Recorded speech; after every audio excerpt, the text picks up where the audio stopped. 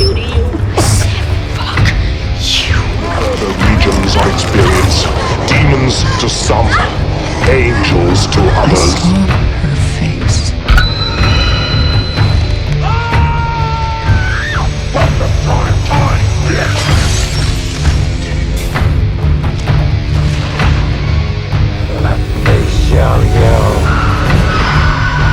What's that like to live deliciously?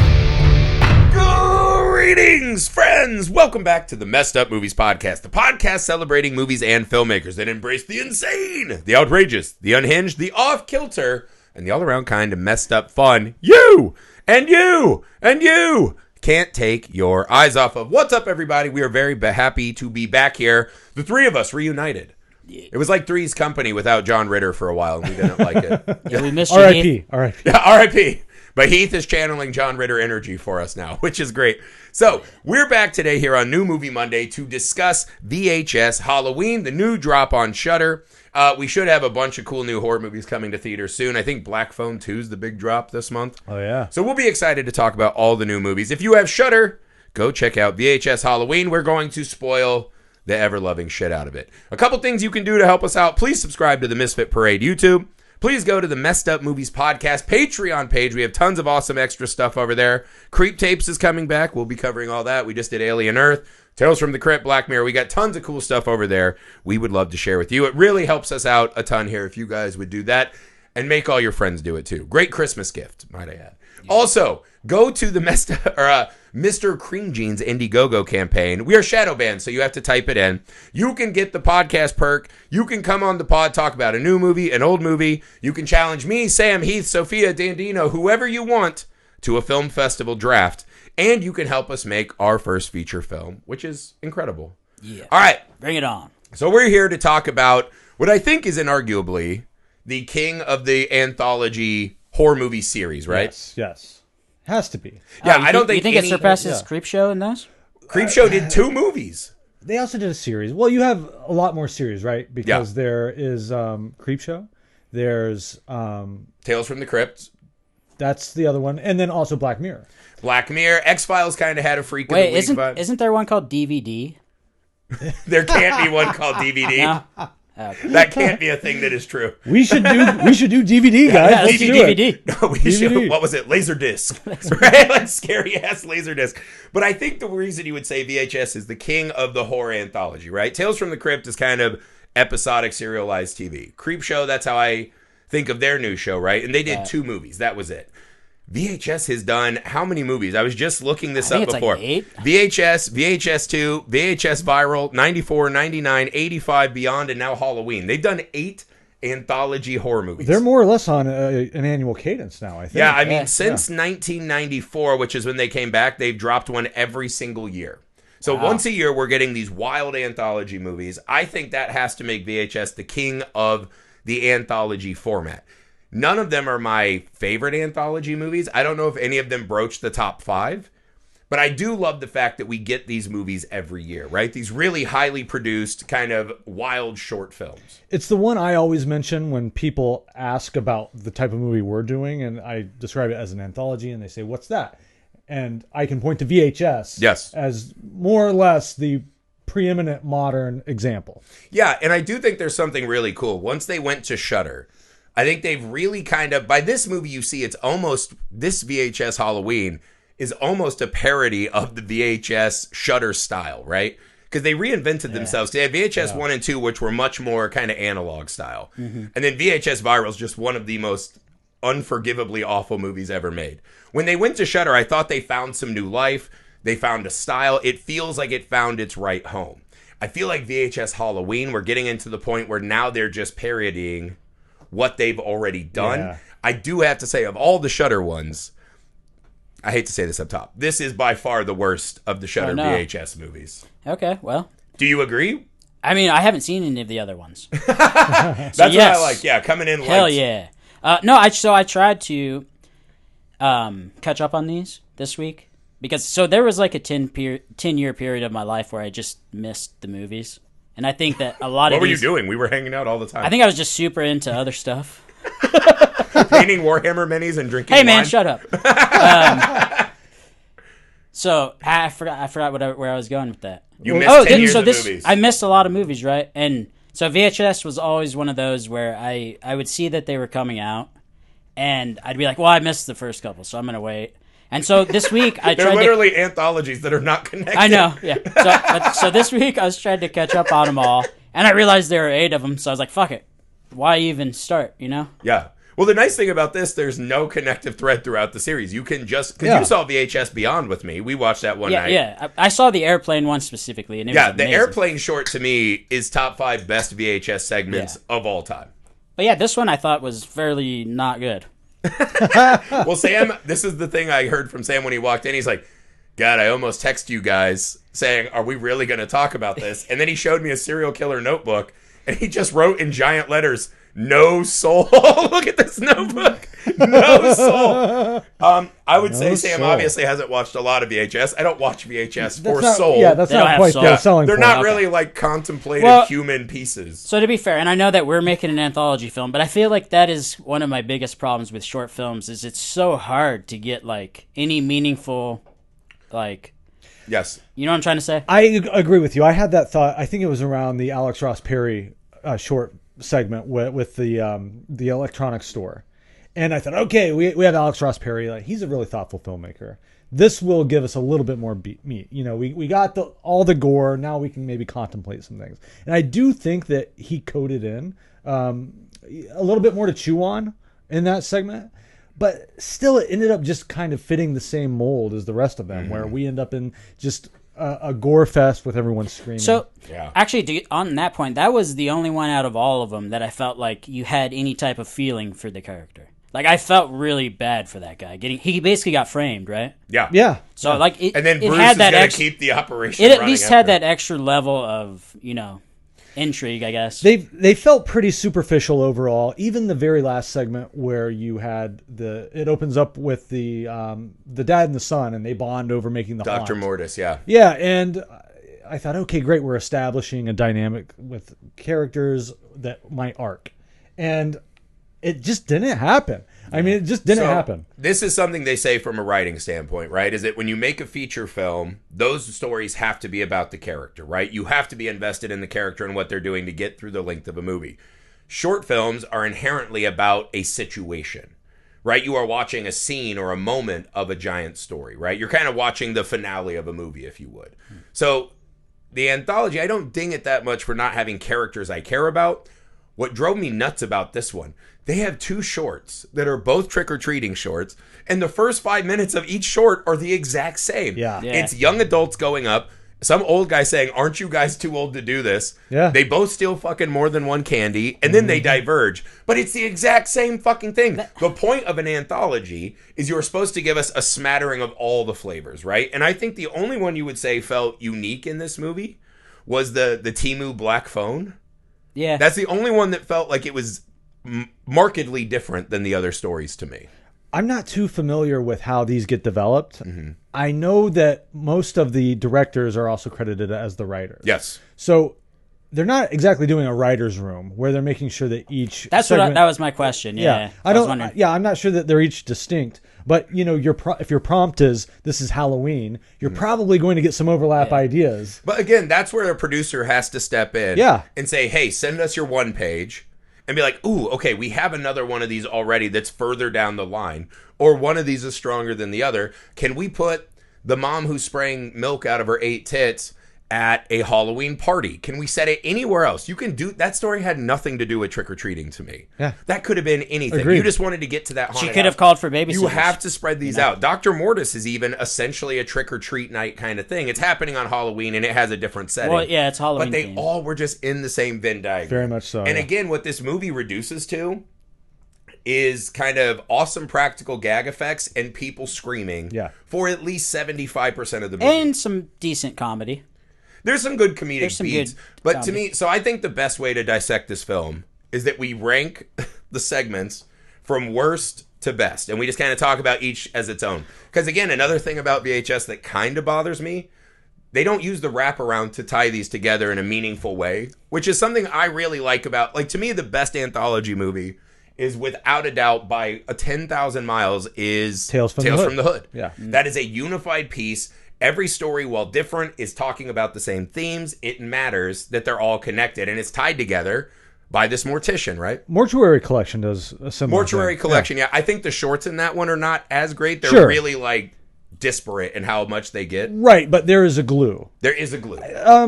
What's the other Shudder one? Scare Package. Scare does Package. a decent job of that. Yeah. And yeah, with the VHS ones, I couldn't tell you one of the wraparound. Well, segments. it's like you're in a short film block at a film festival. It doesn't matter why they're connected. It's just you're here for that VHS aesthetic, which is awesome, practical, screaming, wild ass images, which is fun. But I think by the time you're on your fifth one in 5 years, it's starting to get to the point where I was like, guys, I need a little bit more. Well, it might as well just be its own film. Make it a 40-minute, like, we're going to drop a 30-minute My one question every is, why even cut back to the wraparound to give you like a little taste of this instead of Just to making fill it out? Just make it its own thing and just have a sixth film. All right, so agree. I would like to agree. propose a vote. I would say to me, the worst segment in this movie... Oh, we're starting at the bottom. Yeah, I think we start at the bottom, Okay. right? To me, the one that did the absolute least for me was the guy who ran the kids photo, Kid Print, is that what it was called? That is the Kid Alex Print. Ross Perry. Yeah, that one is the bottom of the barrel for me. Because again, I think it's the start of, the first image is great. Taking pictures of the kids. Kids are going missing. We still want to go to Halloween. We need live video interviews of them so we can track them down faster.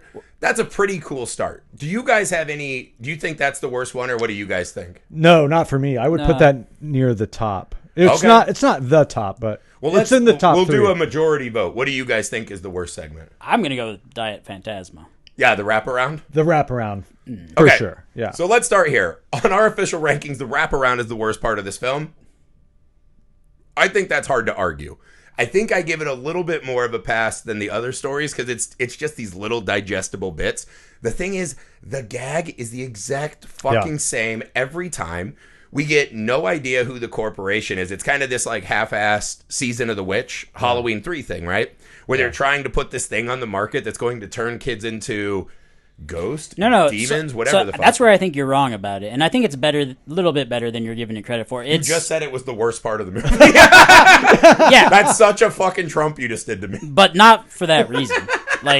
So I think the whole idea behind it is they're trying to make money off of a soda.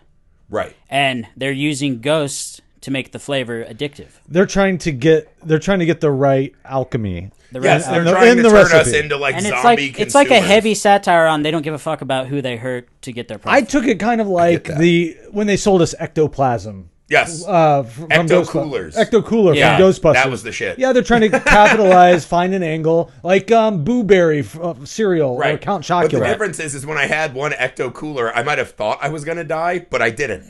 Right? Like, this is a bad fucking plan. And if the first wave goes out and, 50,000 kids turn into fucking wide-eyed ghosts and murder everyone in their house, you're not selling any fucking sodas. That, to me, hinted at this larger, like, they did this almost like Sam Hine cult in Season of the Witch, where we're just destroying people who mock Halloween. And again, why is this part of a Halloween anthology? It has nothing to do with Halloween. Well, that is the one that was, I believe, set in the 80s. I guess the last segment was also in the 80s. But it did have that kind of satire or commentary on the consumerism of the time. Right. To the degree of you have the scientists just like not giving a shit that they're killing kids that are sampling this drink. By the way, I can't remember the last movie I saw that loved killing kids as much as this movie. They fucking killed so many kids in this it's kind of movie. on point, too, because it's basically like an energy drink. Yeah. But just like tuned up 1,000. Yeah, but like phantasmic energy. Wait, are we talking ourselves into this I think, being a good dude, I think I segment? just talked. This might actually be the best So one. here's out the of thing. all of them. God damn it, Sam! So this is my critique of the whole thing. The first segment, I was like, hell yeah, this is fun. The soda can smushing into his face. It has tentacles. It's some kind of monster. Cool. We do this fucking segment, 5-6 times? Well, it's the same thing. It never Yeah. changes. Yeah. We never fucking learn anything about the corporation. We don't learn what's in the soda. If it's Ghost, why does it have fucking tentacles? Why does one guy that child exploded? Well, because that's the effects they could do. Like, what the fuck? And again, I get it's cool to have an effects reel. Everyone now, I love that we're in this wave of horror now that is really embracing bespoke practical effects. Might not look as absolutely real and clean as CG, but I love that that's back. I fucking love it, especially in this AI world. That's not enough. That's not enough. And this is the fucking wraparound that should matter to the story and hold the thing together. It's the same fucking gag, just different. Guy with puffy face. Guy explodes. No, guy the last pukes. one is a commercial, remember? So they did change it on the very last one. It's like a commercial for diet. Yeah. I thought that was pretty But good. again, like, what did we learn about this soda? Why is this in the fucking movie? So it's terrible, but to be fair, I do feel My like... God, the waffling this man Kidding. is there. Hey, man, I do feel like this is the only one that actually looks like it was shot on a VHS tape. So they do have... Well, they do I get I credit. thought about that gets that. varying mileage for me. Like, when you do Late Night with the Devil, the authenticity Yeah. is really good. They can't know. do it authentically anymore because all the high definition television. Yeah, it would So just they look have bad. to put these filters on. Yeah. So you can even tell just the way that the camera operates and moves with the stabilization that's built into these new cameras. That it's all a filtered effect. Yeah, think There's back no to your way. old But, home movies. but out They of did all not of look them, like I think this. that they did the best of mimicking the VHS look. I mean, I guess, but at this point, that should be built into the franchise. Like, there's no reason that I would give this credit over Fun Size, Yeah. which looks super high def and clear. It looks better. But fucking has something going on. Like, the Diet Phantasma is a fucking nothing burger. And I think it hurts it more that it's the wraparound. If we didn't keep coming back to it, like if this was just one 15-minute It's supposed segment, to be the meat of it. Yeah, about like a scientist who's trying to get this thing ready for market and murdering people, and he has a CEO above him who's fucking stepping on him. And he's like, "Do you want to lose your job?" Now it's a story. Yeah. Yeah, you Now didn't that's get any of fine. that. When we No. keep coming back, you're like, "Why are you fucking wasting my time?" This movie is an hour and 52 Well, and he's just constantly minutes long. smoking cigarettes over and over. So you can tell, like, he's trying to act stressed out. So, like, you can assume there's someone above him that's pushing him. But he's the only one we see who's just being a cunt to everyone I know. else. Yeah. Everyone else seems chill. That's what I'm saying. Like, there's no fucking story in these stories. He was starting to make me laugh though every time we came back to him. And he's It's just a new cigarette. He's Are you guys fucking more- turning on the rankings? Are you guys turning on the rankings? Flip it. I Flip might it. be. I might All right, be. we'll do an official rankings at All the right, end we'll do- because I see the waffling coming. I see the waffling you two are doing. Again, I think the practical effects are fucking fun. Why is that not a 1-minute thing I can watch on YouTube? This has no fucking sustenance whatsoever. This is like getting a bag full of fucking sugary bullshit that feels good for a second, then fucking feels awful when you realize you've been doing this for 2 fucking hours. Yeah. To be fair, that would be a killer, like, 2-minute, like, Yes. commercial ad or something. If this was one thing, we Yeah. found a promotional tape, it was a 5-minute short, and I saw it online, I would probably think this was fucking really cool. incredible. Yeah. Because the production value in this movie is getting, like, they have this as a streamlined machine now. These movies all have looked great since they've gone to Shudder. Yeah. But what's the fucking point? I don't want to just watch people scream for 2 hours. yeah. I also think this should be a fucking I agree. 80-minute movie. What was it? Was it not? It's an hour and 52 minutes long. Shit, really? Which is fucking insane Yeah. for a story that not one story has anything to fucking say. It's essentially like what Jimmy and Stiggs was, right? Which was Yeah. just 2 guys screaming in your Yeah. face, punching you in the face. It felt like you were in a fist fight in the theater. It was a lot. But that was an hour and a half wasn't for one fucking story. 2 hours long. Yeah. Like once you're over the 90-minute mark, you have to do something so good to keep me interested. Wait, was Jim and Stiggs was 2 hours long? No, I think that was like 80-some minutes, Oh, okay, right? that's what I It was thought. pretty, and Rocket. they even had those shitty horror section, like Right. fake trailers at the start. But that's what I mean. This was too long to not do anything. And to me, Diet Phantasma has the responsibility of fucking mattering, unifying the Halloween night, right? Like, why would you make VHS Halloween in the world where Trick or Treat did this perfectly? Top 5 horror anthology ever. I think that's so I can argue both sides of why this is the worst and why it's maybe not the worst. Well, it's not like VHS 2 and VHS Viral and VHS. Those are a different thing, and I think they're all worse than the Shudder. Well, VHS. sorry, I was referring to the wraparound. Right. So it is the worst because it's the least developed. At the same time, it is just kind of like a quick gag to have a laugh, to come back and forth to. Yes, they're So it they're doesn't using the have to be- wraparound as just a reset. Yeah. Like, we got to do something between the stories so they don't butt up against But each other. all of the I get that. VHS, But also, they could wraparounds do just that. Except butt for up. the first VHS, I remember being in love with that wraparound. These guys who are running around doing crimes, pulling Yeah. women's titties out, they're just hooligans, right? They're smashing up houses. They get a call, hey, we'll give you some money. if you go get this VHS tape, they walk into a house, there's like a dead fat guy in a chair, and there's just hundreds, thousands of VHS tapes. Wasn't each VHS a certain tape that they watched? And they start going through the tapes and watching them. And I was like, what a cool conceit that ties this idea together. They've pretty much never had that again. There was no VHS tape in this one at all. No. No, except for Kid Print. Oh, that's true. That's true. Kid Print has VHS. Yeah. Never mind. Well, and they incorporated new technology because you have the fun size segment where they have GoPros on their heads. Yeah, so that one's like modern, and then a lot of them are set in like the early 90s, right? So they have this like kind of weird, when are they happening, right? So that's the SD card movie. SD card. That's when we were in Ball State going to CVS to try to get mini DV tapes. Well, that's what goes in the GoPro. They always had them the cheapest. Yeah. Mini DV 7. All right, so I don't think we have to waste any more time on the wraparound because they didn't fucking waste any time on it. Fair. Cool effects, fine gags. I just think a wraparound in a movie should matter. I think that's important and I've written an anthology now. I think that fucking matters. Call me old-fashioned. It was more or less the same gag over and over. Same gag, over and over. So, I have for the second worst one then, Kid Print. Do you guys think that's at the bottom? You have that high. What do you have as your second worst? I would say, I don't think the Spanish one, I think the Spanish one is the worst. I think so too. So that I had as the third worst. Yeah, okay. So let's talk about this. This is, what's it called? Ring Ring? The black. It's. Ring I just Ring. was like, why is it the black phone? The black phone. But not interesting.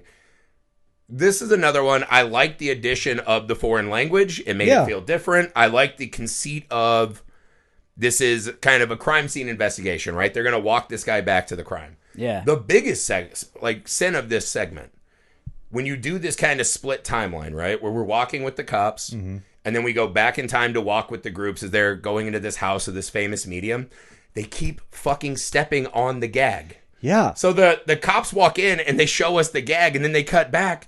They fucking took the piss out of it. So every time it came back, you're like, oh, I already know what's going to happen. Yeah. That was the problem with this one to me, because I actually think this had the potential to be my favorite segment. But they kept, the split timelines did not work at all. No. It offered nothing. Well, I'll also say, you have to have better Photoshop in the opening crime scene photos. That was embarrassingly bad. I didn't notice that. I thought the eye gouging was just so horribly done. Horribly done. At the end. Because when they start floating up to the ceiling, fucking rad. Cool. Like, I was really into that. But then, he's like walking on the ceiling like he's Jeff Goldblum in The Fly, and he's plucking it. And I was like, God, this is so weak. Also, it doesn't seem like that would kill you to just have your eye ripped out. I don't know. Falling 30 feet and smashing into the floor might do it. But they were all like gyrating on the ground, and then he'd rip their eye out, and then they'd go limp. Yeah, she's screaming. She's like, "Argh." Yeah, it was weird. There wasn't even any resistance. Yeah, what happened to all the pirates that lost out? Well, I think right? they were magically fine. held. So I'm going to fight, not to get too far away from your point, I'm going to fight back with you a little bit. This is fucking insane. That Sam's Hold like, on. I think this one sucks. I say why I think it sucks, and then he's like, here's why you're an idiot. I just think it your sucks. whole fucking thing. I think it sucks for other reasons. But I don't. So I don't. That's what it is.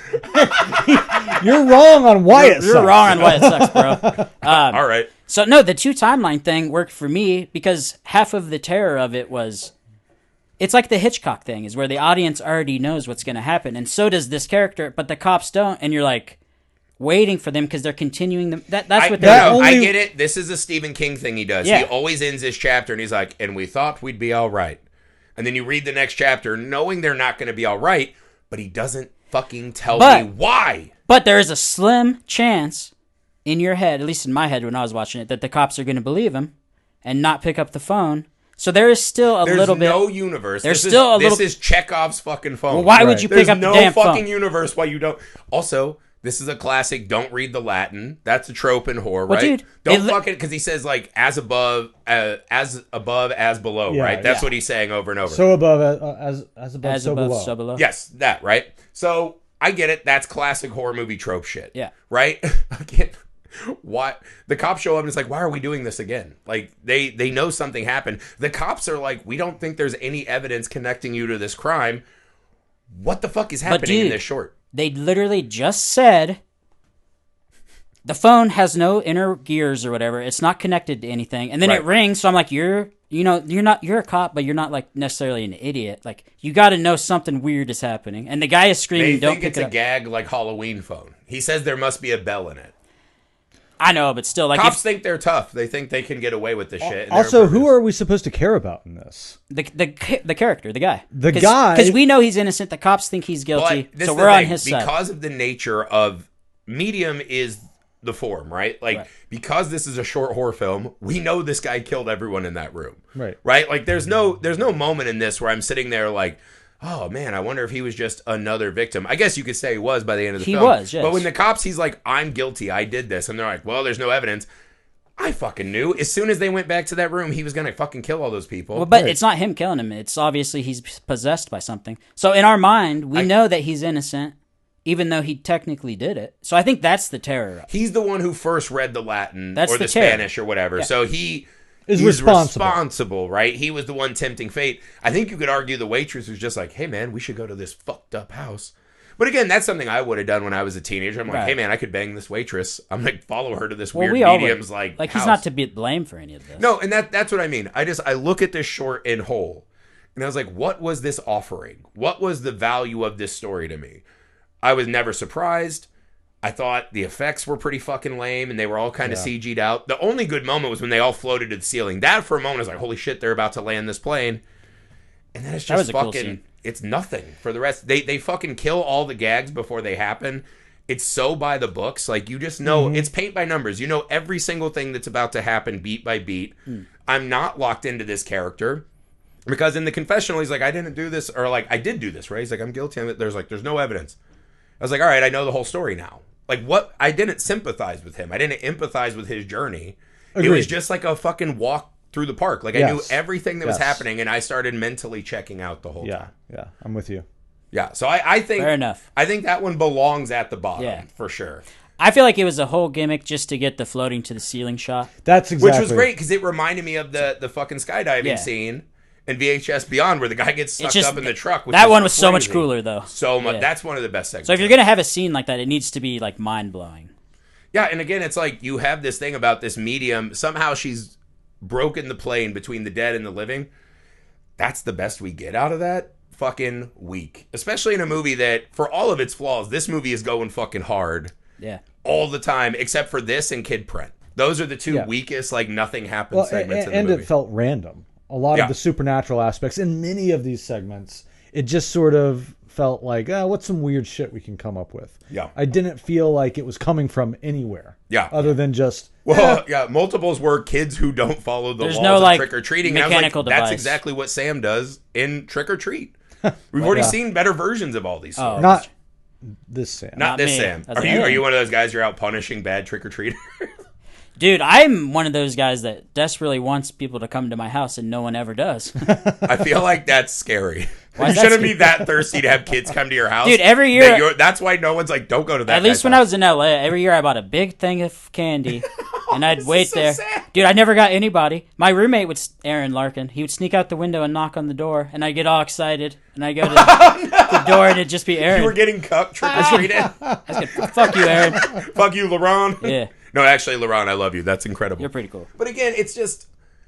It's the continual problem is, here's a really cool scene. It doesn't fucking pay off into anything that matters other than a graphic image, right? So... Again, I still have Kid Print at the bottom. I think these three are the worst. Did you guys like Kid Print more than the others? Probably not. I liked Kid Print. I feel like it didn't go where I was hoping it would go, but it gave me a little bit more to chew on. Yeah. It did devolve into we're all screaming and yelling, and but I really liked the twist where it's the actual killer ends up being not a suspect whatsoever. Yeah. Well, again, I think this is one of those, like, we start off, this guy's trying to do a service. It feels kind of sleazy right off the bat, right? Yeah. Like, here's your tape of your kid. Like, why does he care so much, you know? He's just a dork. He's a dope. He's a dork, yeah. He's a grifter trying to make a buck on a problem, right? And then he's like, I got to go home to take my daughter's trick-or-treating. He's way too into it. So I was suspecting that he was involved somehow, right? Yeah. They go to this weird, sad, like, the cops are doing trick-or-treating. His wife's like, hey, man, don't do it. And immediately as a father, I was like, yeah, if like 8 kids have disappeared and you let your kid go trick-or-treating, you're a piece of shit. Like, you're a bad person. This is a bad person. Whether he ended up doing it or not, that's a huge mistake, right? Then he goes back to his store because the cops are like, hey, man, we need the tape. And it's like, So Bruce is just doing this in the store. We've never seen blood. We don't know what's happening. How long has this been going on? It's one of those, it just twists out of nowhere. It makes no fucking sense. There's literally nothing to it. This is another one like The Black Phone, where by the end of it, you're just like, in a movie of these kind of images, this feels so fucking tame and weak. And if you're going to do that segment, which this movie desperately needs, you have to have a character journey that I give a shit about. I think this one, why I liked it, it had some real world brutality to it. Yeah, when those kids are hammering him in the when they beat the shit out of him, they think he's the killer. Yeah, that was a cool turnaround. I'll give it that. That was the best part, probably. Yeah, and I think a contender for most messed up moment is when the kids going back because so what's his name? Bruce. Skins his face, takes his face off, and puts it on the shop owner's face, and the kid crawls in and is screaming and grabs his face back and tries to reassemble it. Right, but that's one of those moments where I was like, Bruce drags him in there and pushes him into the room. This is like the Saul problem. I was like, those kids in that room would be on fucking high alert for everything that was happening. Every sound, everything. Right. Like, they didn't fucking realize that guy got thrown in the room. Like, it's such fucking To be nonsense. fair, they only know him as the guy that took their pictures. And then they ended up back at his store. But he kept taking the kids back. The first thing we see is he takes the kids back. Hey, this is the weird guy. This is the Asian girl that flips off the camera. This is Bruce. So they know it's like a whole operation. They see him get fucking thrown in the room. Why would he get thrown in the room and be laying on the floor if he was the fucking killer? Yeah. I mean, it's just one of those, I was like, just at a writing level, Solid like, point. this is fucking nonsensical. It's nonsensical. But no, I don't think so because they are. I mean, fuck, they're missing faces. They're looking for. You got me on that. Yeah. Yes, if someone peeled my face off, I think it's fair to assume I would not be in my right. They even say the line, "He's in on it," and it's reactionary. Okay. Yeah. Well, you'd assume he was in on it. That's a maybe. fair rebuttal that I will take. These kids have been fucking traumatized. And But I also, think that they does had a themselves. hammer the whole time. Why didn't they just hit Bruce? Why didn't they fucking knock their chains off or whatever was keep? Why didn't they Yeah, knock they had the a fucking hammer. door So yeah, off it's the back fucking to door? being nonsensical. Yeah, just fucking knock the fucking Just door you have apart. weapons, bro and Yeah. lady. Find a stick and fucking pop that door off the hinges. I guess maybe 16-year-olds don't know how to do this. Yeah, they don't in know the about 90s. construction yet. Yeah, I don't know. But again, it was one of those where it's like, oh, this is what they're doing. And again, it's another segment where once they did the reveal, I was like, this has no narrative value to me. The dad that I'm supposed to kind of care about is now just a victim. And we just devolve into screaming and Bruce in the camera like, Brucey wants to go trick or treat. He's like got the mask on. It's like Dwight in The Office, right? When he like skins the fucking CPR dummy. And he's just like, Bruce wants to go trick or treating. And I was like, that's it. That's the psychosis. That's the genesis of all this. Why was Bruce doing this now? Just so he could take over the dog shit store that we saw? Like, it's just another one that left me like, God damn it, this was supposed to be the slow, like, actual human story. Well, and he doesn't I even got nothing out of it. He doesn't even get the store, does he? He's still Yeah, at the end he says, I'll be here to keep it going. Well, no, he's going to keep doing the kid print thing, meaning I think what the director or writer wanted you to feel like was he's going to keep killing kids. Not said he's going to get the store. No, I agree with that, but it's like, why would anyone need kid prints anymore if they fucking murdered the murderer?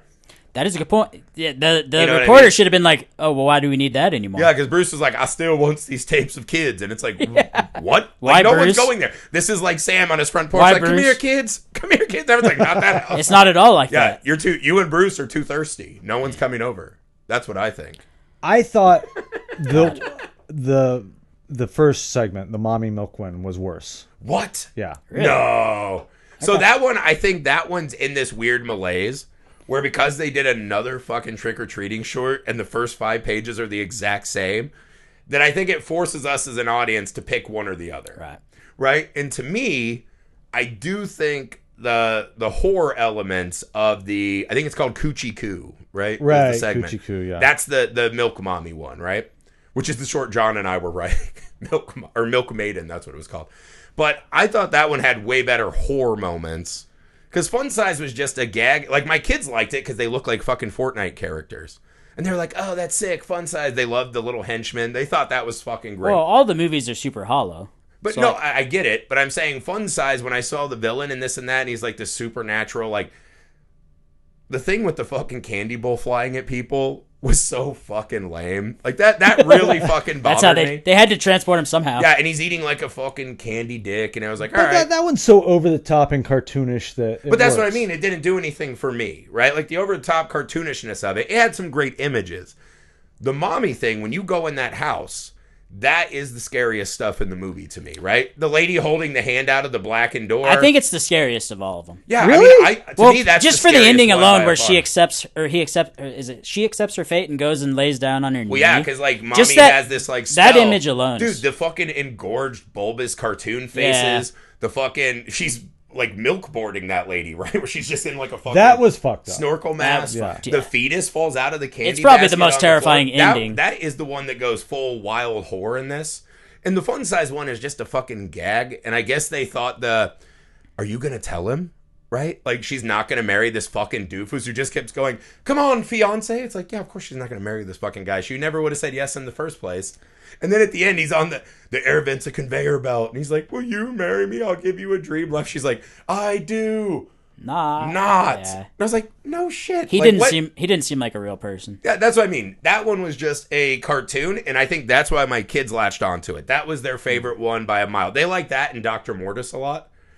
And I think that makes sense. For me, Mommy was the kind of thing I want to watch from VHS. Right. The acting was terrible, though. I think it Really? I think I would have liked that one so much better had the acting been better. I didn't mind the actors in that one at all. See, I thought the actors in Fun Size were worse to me than the actors in Coochie Coo. But they get cover because it's so cartoonish and over the top and That's a broad. fair point. Yeah. I didn't feel like the Coochie Coo characters were. It felt like they were reading lines. Like that should have been a very verite. This could be real. This is found footage, and I could see myself in this situation. And you could see the performance, every line they were delivering. Yeah, I think a lot of horror movies suffer from that at this size, right? So, but again, I thought the whole this is our last trick-or-treating, we're going for Yale. It's the first one out the gate. So I think maybe it's also I was more invested in the film at that time, right? Where I watched it and I was like, oh, fuck. They're because for me, you can track my uh-oh. And the first one coming out the gate, I was like, that's exactly what I want from VHS Halloween.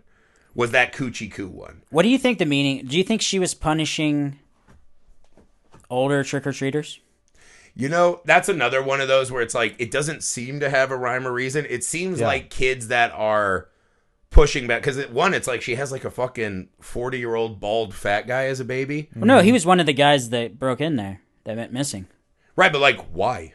I'm assuming he's fucking 40. He looks like Stephen Root in True Blood. Well, what's he doing now? These kids, I think they picked that actor just because he looks like a baby, maybe. I mean, they definitely made him fucking terrifying. Yeah. But so these girls are out violating the unwritten rules of Halloween, right? Mm-hmm. One of the moms is like, that cheerleader went missing. She's like, that's neighborhood. And she's like, fuck that. We got to go wherever we want. So they're kind of out taunting the Halloween spirits, right? So that I can track. I don't know why that 40-year-old man was in there. I don't know who the other lady who was getting milk boarded was. So I don't know that there's a true rhyme or reason to it. Why does she? They might continue aging. You never know. I guess maybe it's an infantilizing these teenagers that are running around still trick or treating. Well, it was probably something like she lost a child. I'm assuming. I'm guessing have to that's give what her, the baby was. Yeah. In the basket, and then in the crib, that thing was fucking gross. It reminded me a lot of Eraserhead. For me, the most terrifying aspect of this one was in all of the other ones. At least there was a finality to it. Like you don't know what's going to happen to these people. Are they actually dead now? Or are they going to be? No, they're babies in that house. Are they stuck in this eternity? Because I think those. That's terrifying. I think the people in the house are essentially these ghostly. They exist in another realm. Right. The house is shifting. The doors are changing. Their face is changing. They're literally mutating. Right. This is another reality, kind of a hell that they've entered. And so at the end, when she takes the lady, and that reveal shot of the lady with her fucking tits all spraying, she's got all that. I was like, that's a great fucking VHS moment, cool. Right? And then she comes in, she's singing the creepy lullaby, and the girl just puts the camera down and lays on her. I was like, that one got the assignment. Mm-hmm. That one to me fully got the assignment more than any other segment of this movie. I get that it's sort of the function of a VHS segment, but it just felt so video game style to me. Yeah, I could see that.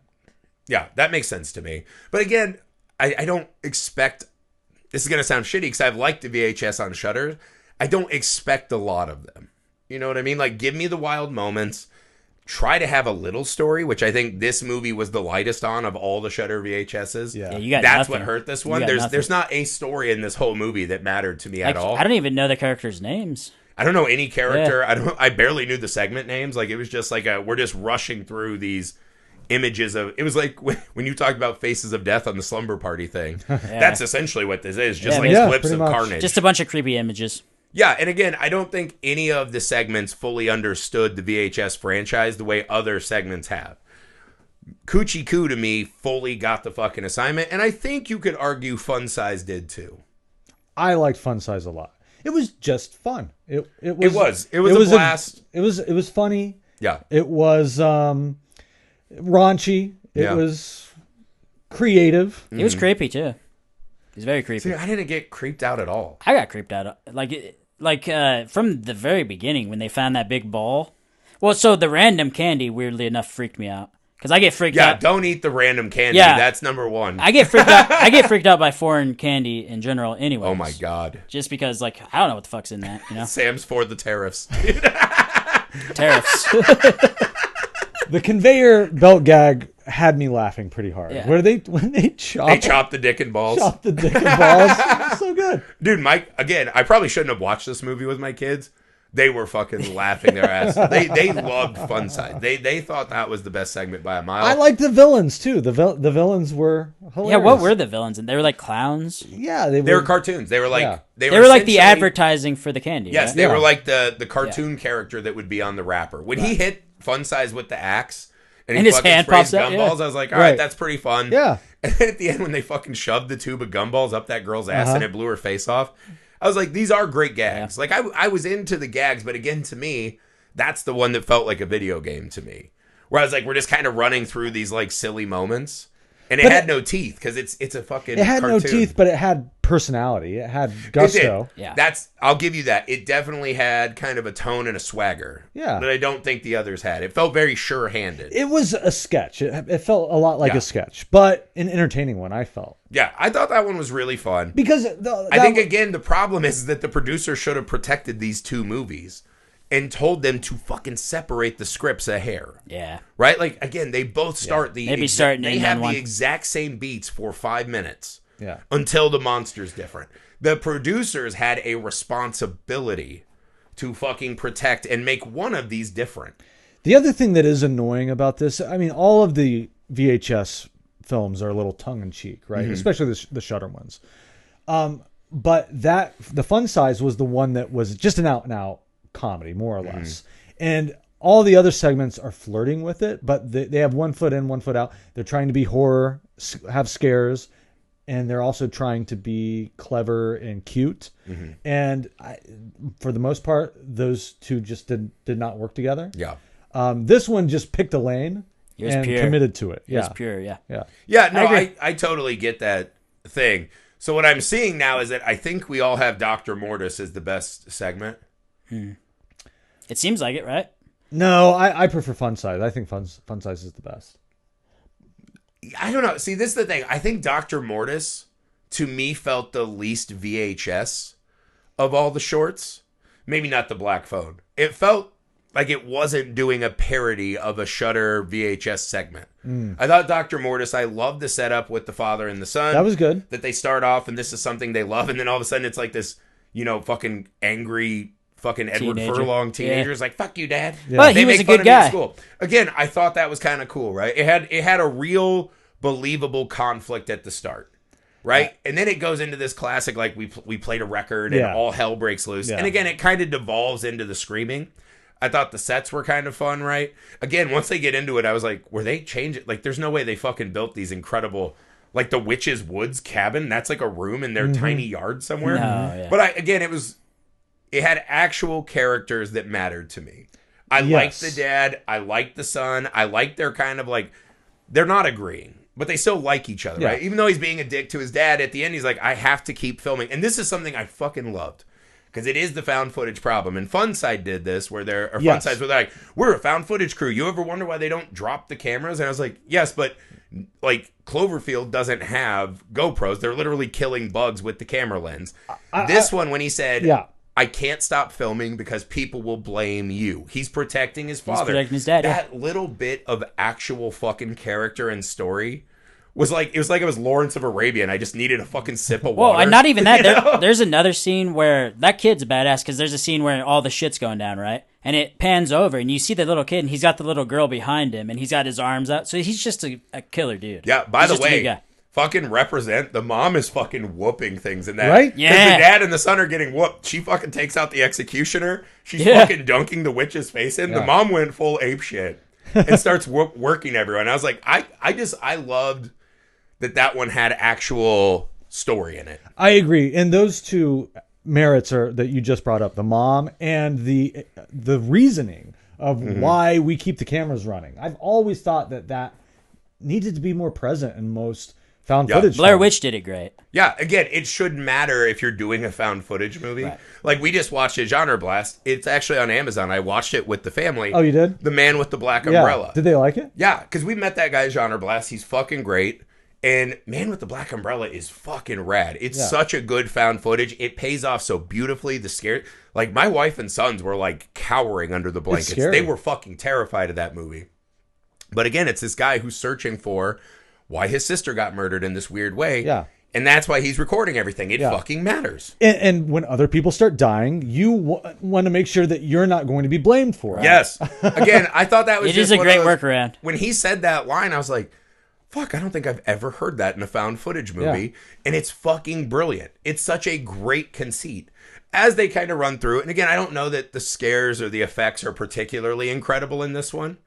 But, like, even the dickhead neighbors, like, I just came here to shit on your thing, and the dad lets him in. I was like, he was my favorite, by the way. That's actual character. Was that Rick Baker? He looked just like Rick Baker. Was it really? The I don't makeup know. artist. I didn't look that deep. He's just always like, this looks stupid. Yeah, he's like, this guy thinks he's the fucking king of Halloween. He's like, I come here to let him know he fucking sucks. And I was like, I love it.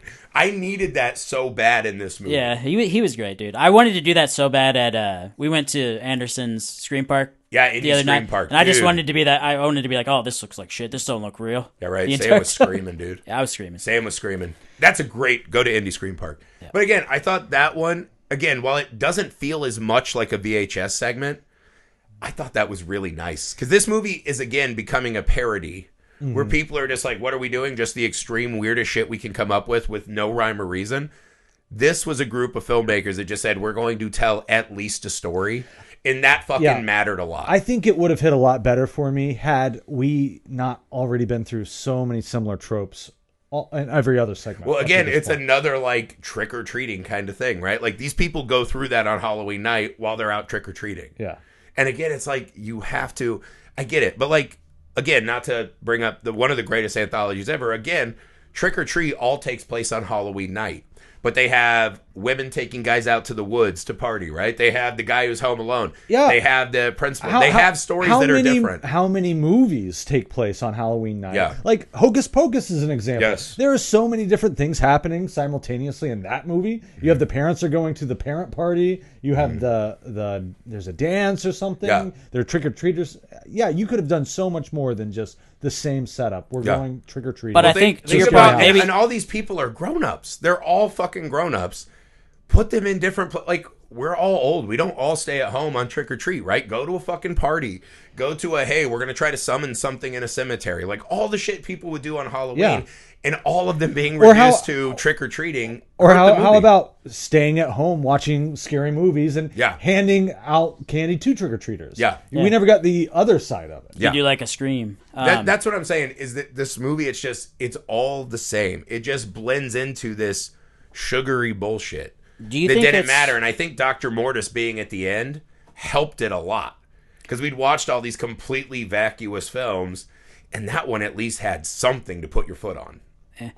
Do you think it's possible that they just didn't know what the other films were about when they were ready? Not the producers. There's no way they're sending them money and letting them hire people and haven't read a fucking So then script. how would you let that happen? And then why would you put them back to back? Again, I think at this point, they're doing VHS to Heath's points. They're on a once-a-year cadence. They are just pumping these out. They pick the creatives they want to make the short films. I'm guessing they reach out to them. They present what they want to make. I'm guessing at this point, they're like, VHS has such a name recognition, people are just going to watch it. So let them tell the story they want. That's fine and dandy. You're a fucking producer. Your job is to fucking protect and make the best movie that will satisfy the most people. Let the creatives do the creative work. Protect the fucking film.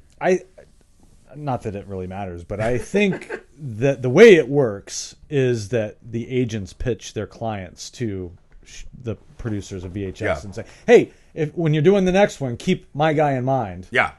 He'd love to do one of these. Right. Again, I get that. But like none of these directors in this movie are name enough to let them just say, hey, we have 4 trick-or-treating segments. They don't have the kind of cachet to say. They're not like if Eli Roth did one or Ty West did one or Joko Anwar, whoever the fuck is like a really popular new Joe Bagos, whoever. They're not directors at that level where it's like they have a name and they have proven everything. We just got to let them do what they want to do.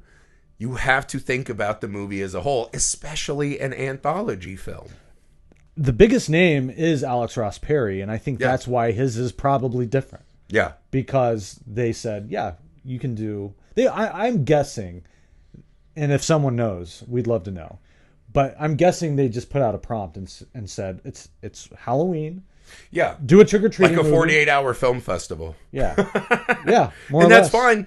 That's fine. 48-hour film festivals are for fucking amateurs. You have a deal with Shudder where you're putting one of these out every year. Try harder. Mm-hmm. Like, that's the thing that just stuck to me. I was like, as a producer, how do you not look at that and go, like, these 10 pages of the movie are the exact fucking same. We're getting nothing out of them. Well, luckily, we'll have another VHS next year to wipe the memory of this one away. We'll have another VHS, whatever. Yeah. And again, even last year's VHS Beyond, I thought was fucking rad. Yeah. Right? They had the robot chicken, the skydiving one. Like, that was a really fun ride. Where do you think they go next? Like, how elastic is VHS? I think it's infinitely elastic. The same way that people just keep making short horror films.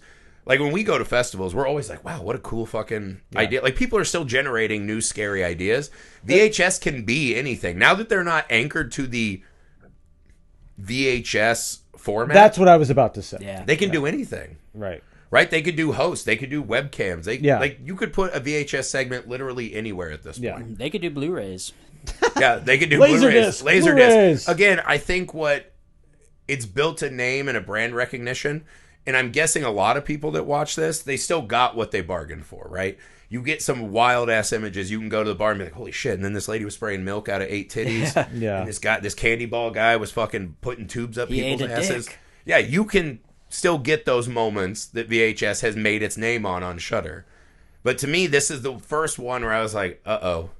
Like, we're on number 5 now. Like, it's not shocking that they've lost a little speed on the fastball. We've done this 5 fucking times. 8 times. And again, the directors in this one are not as established as others, right? So I'm not surprised that this is the one where you start being like, uh-oh, are we in trouble? Will I give a shit when the next VHS drops? This was the first one where I was like, maybe I'm good on these for a couple years. Like, maybe I need a break. But again, the beauty of an anthology, if they come back next year with VHS 2002 and just fucking blow the doors off it, because they're all new stories. I'm not invested in a character, a monster. This isn't like Freddy's Dead. It's like a fresh start each time. Each time's a fucking completely clean slate. That's the beauty of the anthology Right, which format. is why I will be there next year, too. Yeah, again, if they put another one on this week, I would watch it. Yeah, right? totally. Like, because I love the anthology format. I love that someone's out there making them at a high level. Again, I put this almost 95% on the producers. Like, you have to, like, you can't just give them, like, hey, it's a Halloween horror story. Mm-hmm. You got to have some fucking boundaries to give us different flavors. Yeah. Right? Yeah. When you come home from Halloween trick-or-treating and you empty your pumpkin out, you have all the fucking candies. Right? The variety pack, which, you know, that one kid's like, there's no variety in the variety pack. It's like, whatever. You need in an anthology horror movie to give me different flavors of things that I can experience, right? Yeah. It's not just on the producers, though. To be fair, they could have written better stories. Well, no, I get that. But again, if everyone just sends in their first draft and then you're they like, say, yep. yeah. Like, no producers just went to those 3 creatives and was like, You need to hey, switch. man, we've got 4 trick-or-treating movies out of 6. Right? And then we've got one that's a black telephone that has nothing to do with and anything. it's in Spanish. They didn't sit there as a group and be like, And again, I'm guessing none of these on the page fucking blew their dicks off. Like, I put this on the producer. You fucking paid for all this. The creative people are just going to tell the stories you let them tell. And there is a pedigree now to this franchise. Yes. Like I do have an expectation. We can't go too many in a row that disappoint. Mm-hmm. And I think it has been mixed results. 94 was just an amazing. Dude, one of that, the best that was such a anthologies shot ever. across the bow. Like, holy shit, they're back. All of those segments just hit. Mm-hmm. And then it's been mixed results for each, successive one. But overall, I think it's a positive experience. I've loved all the Shudder ones. Loved them. I thought they were all fun. And then this one, it just felt excruciating to get through. Like, it killed me. I was watching and I was just like, how much fucking longer is this movie? It was boring.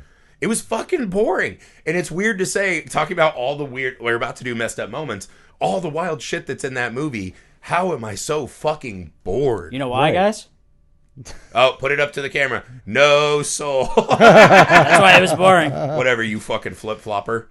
I mean, at a certain point, you are just numbed by all the screaming and carnage, and none of it actually hits or matters. Yes. Because it's just you got to feel for the characters. It's the difference between the Texas Chainsaw Massacre and, like, Rob Zombie's Halloween. Yeah. You got to know when to deploy Leatherface, right, and not fucking make us sit through. Like, the breakfast scene in Rob Zombie's Halloween is one of the most grating, horrible scenes ever. Yeah, and you're like, you can't do that to me for fucking 80 minutes before we see Michael Myers, dude. Right. You're fucking killing me. It's hard to sit in the theater.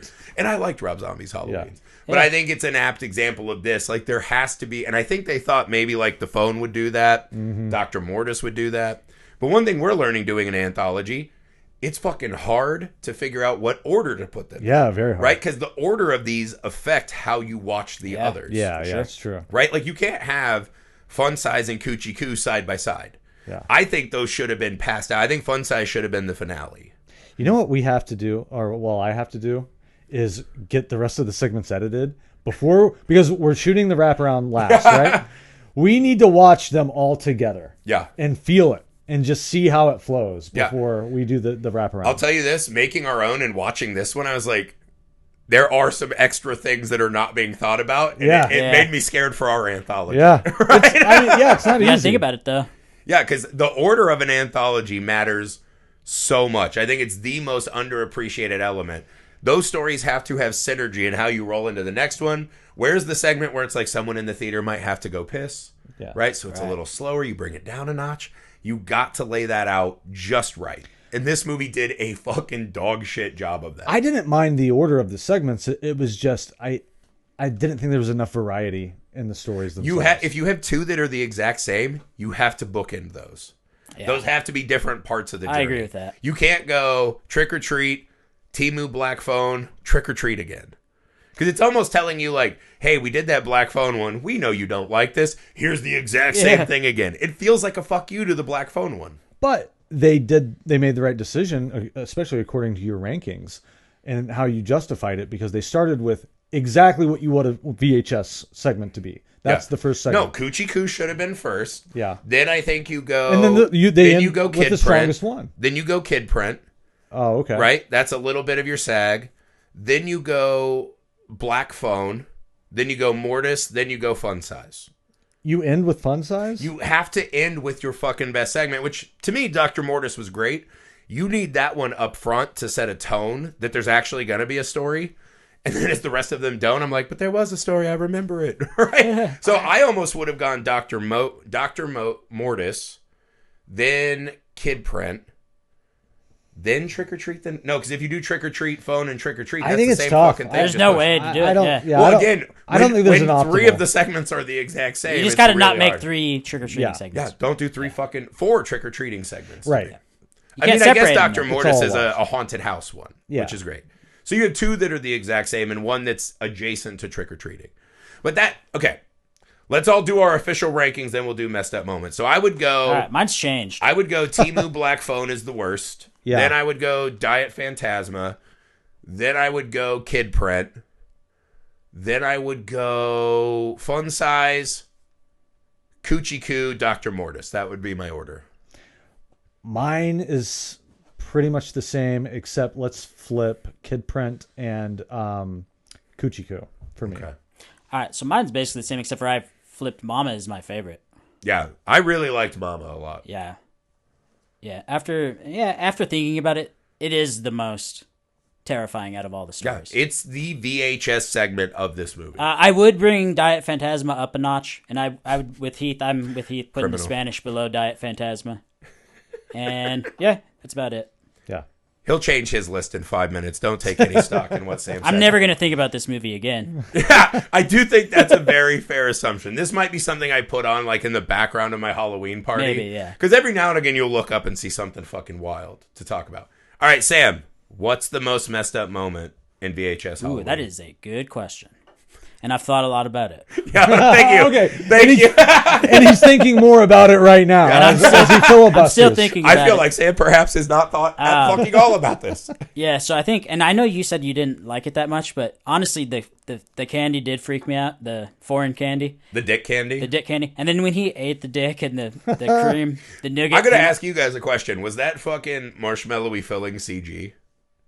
Oh, I think it couldn't was. It drove me fucking insane. Did it look I like kept CG? going back like 3 times. I was like, is that fucking CG? I had to look away, Cream? so I didn't look at it too close because I can't look at that type of Oh, stuff. this movie was full of CG touch-ups. Yeah. Yeah, okay. I think so, there was too. a lot of it. That one really bothered me. So you think... But that one bugged me because it dripped on his face too. And it's like, you don't know where that candy came from. Of all the actual fucking horrifying monsters in the movie, the idea that you would eat a candy and some of it would dribble onto your beard is the most messed up thing. Well, the implication of what that cream was what grossed me out. It is weird because when we see the balls and dick get chopped up, I was like, the shaft of your dick is not just filled with semen. You know? Maybe not yours. Oh my God, Sam. Sorry. This is why you don't trick or treat at Sam's house. But I was like, if right now you bit my dick in half, it's not going to be semen, but blood that's going to spray all over you. Well, yeah, but I'm not a scientist, Yeah. but that's pretty basic knowledge. but still, it's the imagery. I guess the ghost, disturbing. the monster of fun size, can just add semen to it. That's true. He's That's like how an I evil took it. Willy Wonka Well, and type. also, if you just chop someone up and cover them in chocolate, they're not candy. They're still like human flesh underneath. I mean, I don't know. The Kurgan would disagree. So I when think the that- prostitute comes in, she's like, All I'm right. candy. And he goes, of course. I believe there was some sorcery involved. So, Sorceries. Sorry. All right, Heath, what was the most messed up moment in VHS Halloween? I am just going to go with my favorite kill, and that was the very last kill of the movie, more or less, where the witch is on her broom and she's out to the street. Yeah, I mean, it's great. And grabs By the that way, girl. This movie fucking loves just smashes her slaughtering head, children. right? Jesus Christ. No, That was rad. she fucking Impales impales her. a No, she child impaled a different mummy girl. on her fucking Yeah, broom. Flies yeah. up, and the kid's just like, oh my God. And she fucking drops him off the broom. the he kid's just screaming, splat- Well, man. Doesn't she? That kid's parents is literally just looking up, what the fuck? And her But kid splatters him. the girl, doesn't she decapitate the girl? No, Yeah. she like, doesn't she smash her head? Doesn't she like grab it and She smash gets out of Dr. Mortis's and she's just fucking She's just- wrecking she's any just- kid in her path. I loved it. I thought that was a great way to send the whole thing off. It And was, it was a 'cause good then it POV. ends with the like Goosebumps cover of the house. Dude, fucking that was waking up. awesome with the hand like coming Yeah. up. Yeah. And, That was pretty cool. some extra If production value. I had to pick the most messed up moment in VHS Halloween, I just don't know how you pick against Mommy's house. The milk Nichols. mommy. Yeah. When they are in that room, they turn around and there's just a 40-year-old balding portly man looking at them with huge fucking anime eyes. He's like, Mama! Right, he's chewing on the walls and shit. Then there's a lady getting like milk in a snorkel. There's milk all over the floor. The snorkel thing was fucked up. That was wild. Well- And even at the end, she's in her basement. She goes down to find her friend, and Mommy's singing a song with all of her fucking milk-drunk babies around her. And she just lays her head on her as Mommy laughs. That is the most fucked up thing in this movie. That was a horrifying, shocking image to me that actually landed, because it was at the start of the movie before I was bored to tears. Did you find it at all slightly peaceful? Peaceful? Because I did have that thought in my head. I was Sam was like, ooh. like, maybe it's not going to be that bad for her. Well, yeah, I mean, I guess your life just becomes sucking on tits, If you like- waiting for Halloween Yeah, to get if you you a new like the member. taste of breast milk. You may have, that may be heaven. Sam would have made very different choices than Justin Long and Barbarian. Sam would just run face first with his mouth open. What's like, wait, what do I got to do? I get free rent. I mean, to be fair, if someone said, hey, do you just want to not pay bills and suck tits for the rest of your life? I would hear them out. I would at minimum hear what they were offering. Do you have an Xbox would be my first question. Yeah. So in between sucking one of your 8 teats, can I get some fucking Fortnite? What type of hobbies am I going to have any hobbies to do, or is this just sucking all day? You just suck tits, fall asleep, suck tits.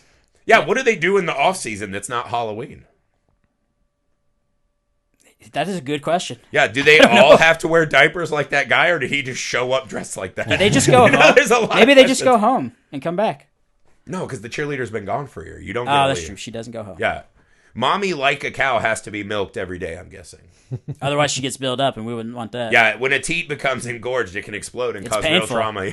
Yeah. Mama's in pain. Hey, if nothing else, VHS led us to these introspective moments at the end.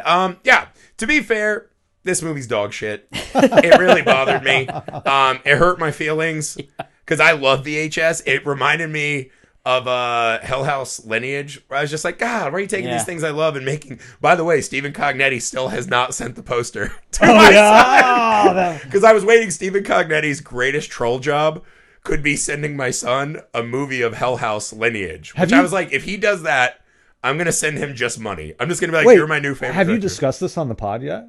Do the listeners know what you're referring to? So... I'll tell this briefly. So we did a podcast shitting on Hell House Lineage LLC. Still the worst horror movie I've seen in years. Really upset me. I took my son and he kept asking me, he's like, Dad, is it Hell House night? He was so excited to see a Hell House movie in the theater.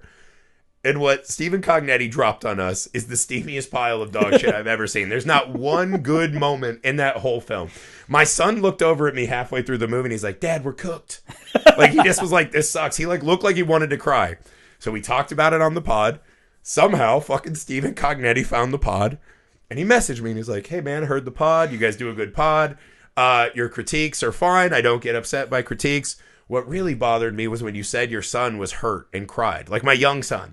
And he's like, I feel bad that your young son was upset by the movie. No, what he said was, that broke my heart. That broke my heart. That's what he said, that I broke his heart on the pod, saying that he devastated my young son, my 10-year-old son. And... we're at Genre Blast. I'm like fucking still hungover, half blackout drunk. And I'm reading this. I'm like, oh my fucking God, what have I done?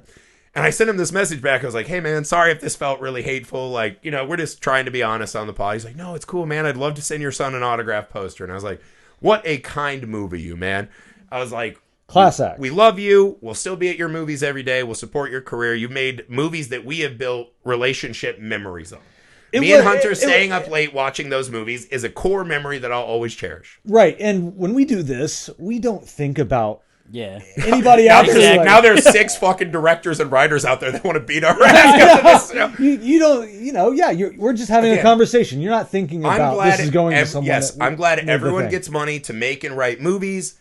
But what's the point of this if we don't tell our honest opinions? What's the fucking point? We're not getting paid to fluff anyone up. Yeah. So I felt so bad because I was like, man, this is my son's favorite movie. And Cognetti, what a class guy. Yeah. Hell yeah. Has not sent the poster yet. And my son keeps asking me, he's like, Dad, is he ever going to send it? And I was like, I don't know, boy. Maybe not. No. You need to write him back and say, well, my son was expecting a poster. And that really breaks my heart. Yeah, now you broke my heart. Well, I was going to message him back and be like, hey, man, we're about to record our worst 5 horror movies of the year pod. If you want to get off the list, you can bribe me with that poster for my kid. Nope. Still no. Yeah, that's a wild saga. It's one of those things when you do this, you're like, oh, yeah, it's just on the internet. Anyone can find it. Yeah. Including the filmmakers that we It's cast. wild when filmmakers reach out and they're like, what the fuck? And I felt really bad. Because we're just in our little room having drinks and just talking shit about movies. Man, do you think Soderbergh heard us dunk on Presents? If Soderbergh, my favorite director. If Steven Soderbergh is listening to podcast about Presents, I have no fucking sympathy for him. You're my fucking maid, brother. You should not give a shit what we think. You know what I mean? He's probably not. Yeah, when we talk about little movies, those are the directors I expect to message Joe us. Begos might come beat us up. I don't know. But for Joe real. Begos does look like a smaller, buffer version of me. I think Joe Begos could kick my ass. Begos, come be on the pod. Stephen Cognetti, come be on the pod. If you're ever Steven in Soderbergh, come be on the pod. Indianapolis, no, I love that people are just making movies. But again, if you're not going to say what you actually think, what is the fucking point? Yeah, what is the point? Until they start paying us, then you'll just notice we love every movie all the time. As soon as someone pays us or sends us screeners, we're just like, that movie fucking ripped. Yeah, man, we'll go all Chris Stuckman. Chris Stuckman, if you want to be on the pod, come. Chris Stuckman has been on the pod. Oh, yeah. Chris Stuckman came on and did Empty Man with me and Dandino and Josh Lobo. Right. So yeah, I've been messaging him, and he said when he's not busy, he would come back. Awesome. So yeah, he's pretty busy. Yeah, I'm sure he forgets who I am now. He's a big timer. Shelby Oaks, we'll be talking about it. Can't Stockman, if you want a good review, you better reach out. Yeah. That's it. That's it. That's it. That's it. Okay, bye. Bye.